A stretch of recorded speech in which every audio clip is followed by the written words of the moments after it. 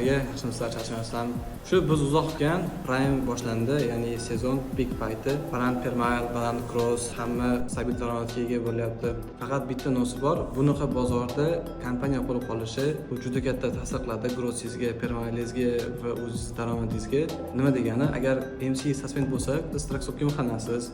Kamida 2-3 kun kutasiz boshqa kompaniyalarda va yangi MC ochilgan taqdirda ham bir haftadan keyin uni performansi chiqadi. Bu degani sizda o'sha 10-15 kun atrofida minus bo'ladi.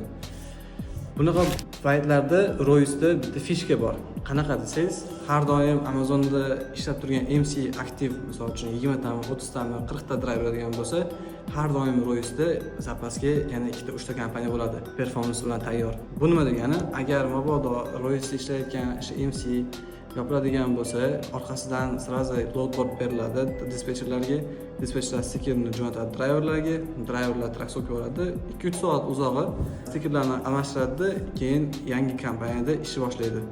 Bu unda driver yutqizmaydi, kompaniya yutqizmaydi va dispetcher yutqizmaydi, chunki vaqt ketmaydi. Agar siz ham bizga o'xshab vaqtdan yutqizmaslikni xohlasangiz va stabil daromad xohlasangiz, bizga qo'shiling. Royce hamma riskni o'zini bo'yniga oladi, driverlarga bo'lsa stabil gross taqdim qiladi.